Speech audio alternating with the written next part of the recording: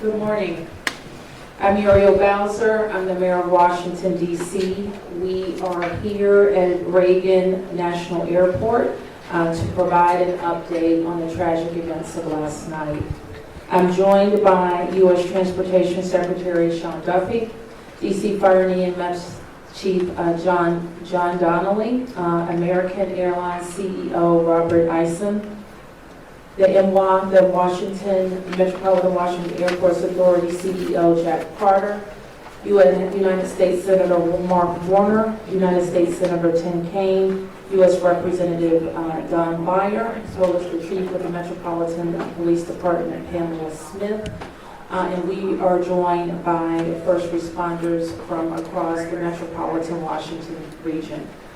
I speak for all of us when I say, and certainly all Washingtonians, how very sad we are for American Airlines, for the United States Department of Defense, and for all Americans for the loss of life that happened with the collision of these aircrafts.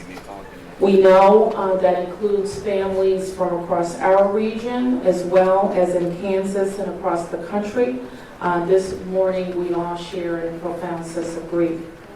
I do want to thank the first responders who acted quickly last night, who ran towards danger, went into a very frigid river, and have worked throughout the night.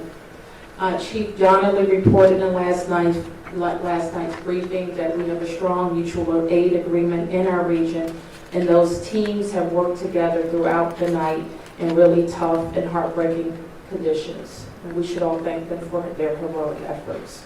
So we'll have several updates today. I'm first going to turn to the Secretary of Transportation, Sean Duffy, and then you will hear directly from Chief John Donnelly with the situation update. Thank you, Mayor. Again, I'm Sean Duffy here, Secretary of Transportation. We wish we were gathering for different purposes today. Just want to let you know that the Department of Transportation, the FAA, along with the White House, President Trump, local, state, and federal partners, all working together on this incident in unison. I couldn't be prouder of this team that's been assembled, working tirelessly. Mayor, I want to thank you specifically for your work. A few details I'd like to give all of you. And some of you reported this, but last night, if you live in the D.C. area, you would know that this was a clear night last night. The helicopter was in a standard pattern. If you live in the D.C. area, you'll see helicopters up and down the river. This flight pattern is seen oftentimes when you live in D.C. This was a standard flight pattern last night as well. The American Airlines flight coming into land was in a standard flight pattern as it was coming into DCA. So this was not unusual with a military aircraft flying the river and aircraft landing at DCA. And again, if you live in the area, you will see that frequently with those two aircraft working together. As many of you reported, we have located the two aircrafts. The fuselage of the American Airlines plane was inverted. It's been located in 3 different sections. It's in about waist-deep water, so that recovery is going to go on today as that recovery takes place of the fuselage of the aircraft. NTSB is going to start to analyze that aircraft, partner with the FAA with all the information we have to get the best results possible for the American people. I would just say that safety is our expectation. Everyone who flies in American skies expects that we fly safely, that when you depart an airport, you get to your destination. That didn't happen last night. And I know that President Trump, his administration, the FAA, the DOT, we will not rest until we have answers for the families and for the flying public. You should be assured that when you fly, you're safe. Thank you.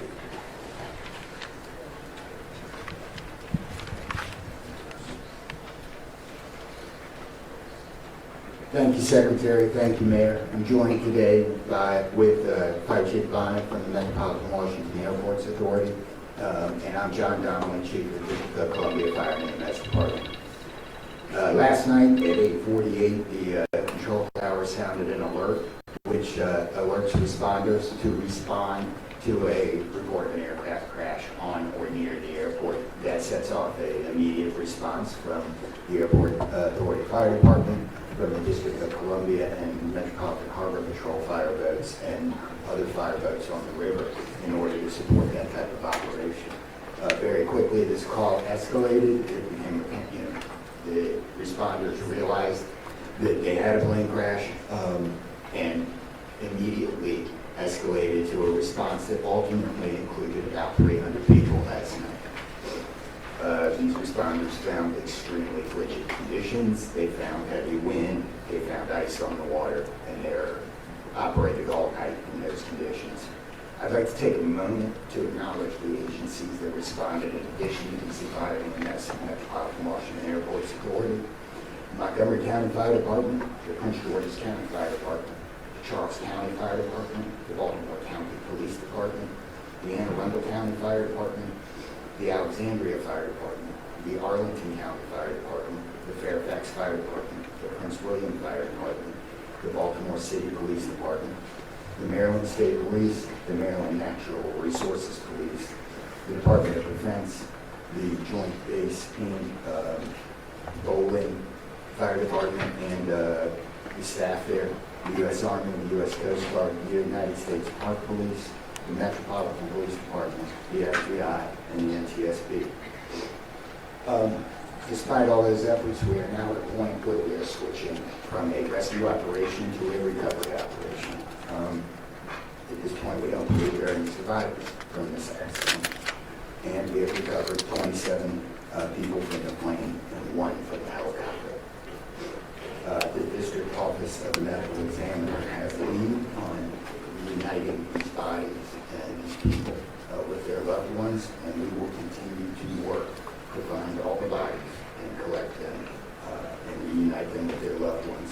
We should also acknowledge that the Virginia Medical Examiner and the Army Medical Examiner are involved in this operation and a very important part of getting people identified.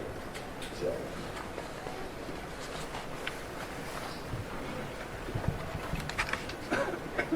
Our hearts are certainly with all of the crew in American Airlines, and we'll hear from CEO Eisen. Thank you, Mayor. Good morning. I'm Robert Eisen, the CEO of American Airlines. I want to express my sincere condolences for the accident that happened at DC last night. We're absolutely heartbroken for the family and loved ones of the passengers and crew members, and also for those that were on the military aircraft. Our focus right now is doing everything that we can to support all of those involved and also the PSA Airlines team. This is devastating. It's, all hurting incredibly. We urge any family and friends looking for information about their loved ones to call our designated helpline, and that's at 1-800-679-8215, 1-800-679-8215. And here's what I can share at this early stage. American Eagle Flight 5342, operated by PSA Airlines, traveling from Wichita, Kansas to Reagan National Airport, was involved in an accident just before 9 p.m. local time on final approach into Reagan National. It collided with a military aircraft on an otherwise normal approach. And at this time, we don't know why the military aircraft came into the path of the PSA aircraft. Flight 5342, a CRJ 700, was under the command of 4 crew members. They carried 60 passengers, as you know, for a total of 64 people on board. In addition to local resources already here in DC, American Airlines has activated our care team, and that's a group of specialists that are trained to support these types of responses. These team members are on site or arriving soon, And additionally, we have members of our GO team that are on ground here in DC, and they're being deployed with resources to do everything that we can to take care of the needs of the families and the loved ones of the passengers and crew members. And that is our sole focus. And we're so grateful for the first responders. They've been working through the night, courageous efforts. And we're actively working with local, state, and federal authorities on emergency response efforts and closely coordinating with PSA Airlines as they cooperate fully with the NTSB on the investigation. I know that there are many questions. At this early stage, I just won't be able to answer many, but we'll provide additional information as it comes. Thank you. I want to introduce the Metropolitan Washington Airports Authority CEO, Jack Potter. The authority manages Reagan Washington National and Dulles International. Good morning and thank you, Mayor. First, let me begin by expressing our condolences for all the victims of this flight and for their families. There's a lot of grieving going on, and so we're very sympathetic to that. I want to echo what was said about the first responders. When there's a problem in this area, everybody drops everything and they rush to wherever the problem is. So I want to thank the chief, the entire team from Washington, D.C., but just as important, the list of folks that the chief described. Federal authorities have been here en masse, and so a lot of effort was brought to bear. Unfortunately, we weren't able to rescue anyone, but we are in the recovery mode right now. And I just want to, last night I expressed the fact that we hope to open at 11 o'clock today, and that is still the case. We're going to open the airport at 11 o'clock. And again, condolences to the families, and thanks to the many, many who are still out there working very, very hard to complete this recovery. Thank you, Mayor. I do want to acknowledge that the Virginia Transportation Secretary is here, in addition to the Alexandria Mayor, and I will like to ask members of the Virginia Congressional delegation to the podium next. U.S. Senator Mark Warner, followed by Tim Kaine and Representative Don Beyer. Thank you, Mayor. I want to join with everyone else and express my condolences for the victims. For folks who don't live in the DMV,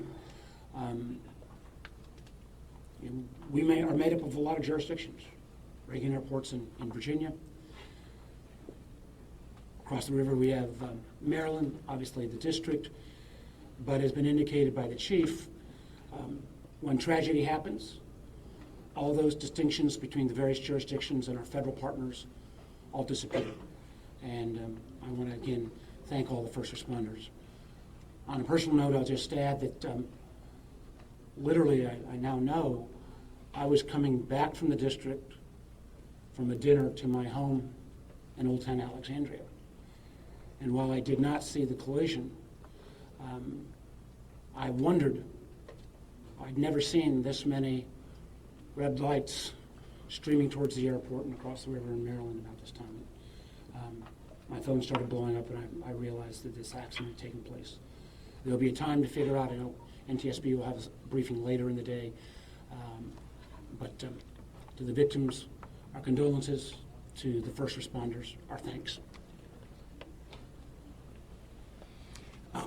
The sorrow, thanks, and questions. So sorrow, as all have expressed, to the crew, to the passengers, to the soldiers, to their families, to their friends, to their loved ones, to people who are still trying to get information and unsure whether their loved ones have been lost. We offer our profound condolences to them and our sorrow for this tragedy. Thanks, I'll echo, Mayor, what you began with. When you see a challenge like this and you see people from so many different agencies, local, state, federal, with different uniforms, different badges, but working in such a coordinated way, even in the midst of a tragedy, it does give you a sense of appreciation and pride in people's willingness to come to the danger and work together. And I started to see that as a local official 30 years ago in Richmond, and definitely have seen it here. And then finally, questions. There are going to be a lot of questions, obviously, a lot of questions. And that's what the NTSB's job is to be an independent investigator of incidents like this. And they are here. We were in dialogue with them earlier today. They've been here since they got the alert, and they will be doing the work and playing lead in answering the many questions that we have. And that's as it should be. It's not a time to speculate. It's a time to investigate and get answers to the questions we need. And I have confidence that will be done. Thank you. Following up on the Senator, I think grief, thanks, and service, with millions and millions of Americans traveling every year, we are all grieving, knowing that it could have been our loved ones, it could have been us. And our hearts go out to all those who have lost folks. In a most partisan place, also, I'm really thankful that Democrats and Republicans, people from all over, have come together to try to make sure that people are served. As the local representative, I want the families to know that our office is available to serve you in any way we possibly can through this time of grief and transition and loss. And then also just note that we're deeply grateful for the people who risked their lives last night on a moment's notice and spent the whole night on the river in the ice and the wind, serving us. And then finally, as Senator Kane, Senator Warner noted, after the NTSB investigation, we've got to make sure that at the federal level and with the support of Virginia, Maryland, D.C., we're doing everything we can to make sure this does not happen again.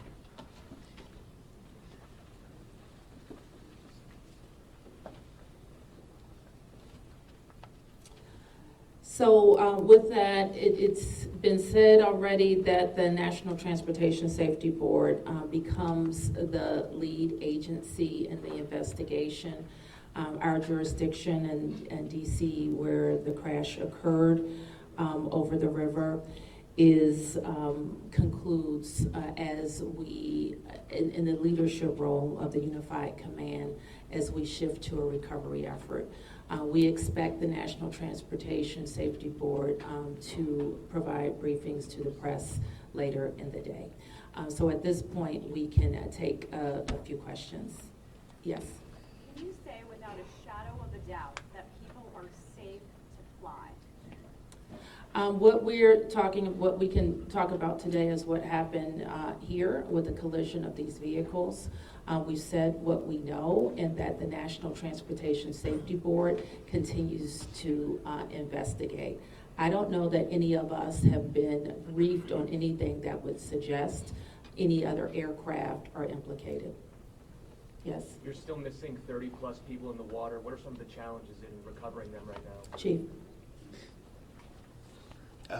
So the rescue operation, or the recovery operation, goes on. It's a lot of touch and feel in the different parts of the plane or in the helicopter, and the crash area is a little spread out, so we've got some work to do. And I think it's a pretty normal type of situation. I don't think it's extraordinary. How spread out is this debris field? So the wind started blowing last night, so we've had debris travel from the airport down as far as the Wilson Bridge. Mile-wise, how far is that? I couldn't tell you. Okay. Less than a mile. This is a question for CEO Carter. You're going to open the airport at 11 o'clock this morning. How are you going to do that? And what impact is that going to have on operations, on passengers, on people's anxiety? How are we going to do this? Well, we're going to open the airport at 11 o'clock. It's safe. We've worked with all the federal agencies, FAA, and it's been determined that we can open that airport safely. The recovery effort that's on our property is on the waterfront. Our primary runway, 119, will be open. It's away from any activity. We're going to have a secure area around that, so all are comfortable that we can get back to operations. Now, each airline will announce or communicate to their passengers what their operations are going to be. Obviously, their networks were disrupted overnight, and so we might have a slow recovery, but the bottom line is we will begin to have aircraft move in and out of this airport at 11 o'clock. Okay, so 1, 2, 3. Has the flight recorder been recovered, the black box at all? I don't think we can say anything about what's in TSB's purview. You mentioned the airport opens 3 hours from now. There's a lot of helicopter traffic from the military, U.S. Park Police and all that. Will helicopters be flying right through here as well, beyond the recovery efforts? I don't know the answer to that. Jack, do you have anything to add? We don't have anything to add about that. Yes. This is for Secretary Duffy. Can you reassure Americans that the U.S. still has the safest airspace in the world? So the question is, can I guarantee the American flying public that the United States has the most safe and secure airspace in the world? And the answer to that is absolutely, yes, we do. We have early indicators of what happened here, and I will tell you with complete confidence, we have the safest airspace in the world. When it comes to informing these families who tragically lost their loved ones, what has that looked like so far? Have any of them been informed? The flight manifest, is there any details you can provide on that front? Can you add anything? All I can say is that we have published the 1-800 number. We have family assistance centers set up here in DCA. We do in Wichita as well. I'm not at liberty to give the number of families that have been that have used those services, but we are making that use. We have over 100 team members that are either here or on their way that are specially trained to work with family members, handle travel arrangements, hotel arrangements, incidentals, to make sure that we're taking care of people in any way that they can. As you know, as our teams are hurting and suffering, and as our passengers and their families need assistance, we're doing everything we can. I don't have any more information on that right now. Mayor? You next. Chief Donnelly, can I ask you to describe the next phase of the investigation? How confident are you that you'll be able to recover all 67 of these bodies? And can you speak to some of the debris that's also being pulled out of the river? We understand there are some suitcases, some other things that have been pulled out from the river. And I would like to ask anyone here, perhaps the Transportation Secretary or Mr. Isom, if we know anything about these victims, age ranges, nationalities, anything of that nature. So the next phase of this operation is going to be led by the NTSB. All of us are working together, though, to search the area and find the victims. I'm confident that we will do that, and that will take us a little bit of time, though. It may involve some more equipment. As far as the things being collected, I don't have personal knowledge. I know that we have been collecting debris that you would expect to see from a plane. Okay. Anything about the victims? So the question is about the victims. The NTSB is going to lead that portion of the contact with the victims. I believe American is going to be involved with that as well, and so will the FAA and the Department of Transportation. Secretary Duffy, we're going to take some questions over here. 1, 2, 3, 4. For Secretary Duffy, the flight path that the helicopter was on, is that a common flight path, and is it normal for helicopters to get clearance to cut across busy approach paths? So I don't know if you all could hear the question. It's a question about the flight path of the helicopter. I don't want to go into too much detail about the information we have from the FAA, but obviously it is not standard to have aircraft collide. I want to be clear on that. But prior to the collision, the flight paths that were being flown from the military and from American, that was not unusual for what happens in the DC airspace. And as this investigation moves forward, we will be able to provide more information to you about the details of that statement. I wanted to follow up on that question regarding the flight path, because you said it's standard. So can you speak to the conversations with air traffic control? Were there blind spots here? I don't know if you can explain. So the question is, were there blind spots with air traffic control? I don't want to make statements about that. I don't lead into that answer. But again, I think whether it was air traffic control, whether it was military aircraft, helicopters, or the American flight, everything was standard in the lead up to the crash. Now, obviously, something happened here. You'll get more information and more details as this investigation moves forward. We'll learn what happened. But again, those who live in the DC area, we see military helicopters fly up and down the river. It's a standard path that they fly. They're used to aircraft landing at DCA, and there's a procedure in place because this happens every day. Something went wrong here. I look forward to the time and point when we can give you that information, but I don't want to comment on that right now. Okay, Senator Kane, Senator Warner, you all have been, very vocal about your concerns about busy runways here, air traffic. I know it's still early in the investigation. I'm just curious if any steps that you all plan to take to address that. We have raised this issue continuously. We've got very busy airspace. I think we will ask questions, but at the appropriate time. We are in this period right now where families are still being notified. We're trying to figure out what happened. There'll be time for those discussions, I think. Yeah, I'd just say the same thing. We've been pretty plain about our concerns, but it isn't a good time to speculate right now. We have faith that the NTSB will provide the answers about this. Okay, you four up here, and I'm going to take three in the middle, and then we're going to have to wrap 1, 2, 3 after this young man. Thank you, appreciate it. Chief, I know again, I can imagine it must be traumatic for your first responders to have to deal with this.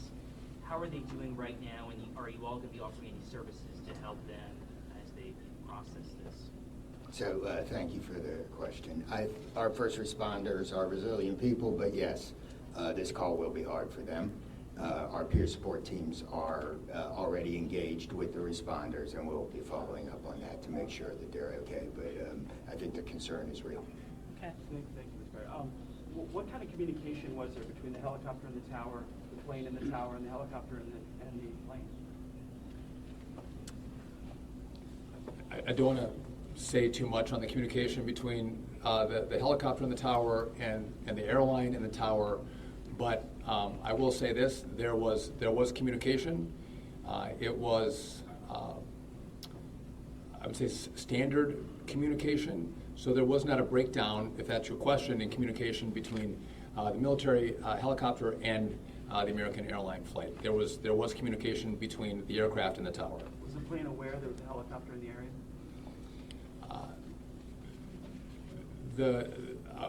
I would say the helicopter was aware that there was a plane in the area.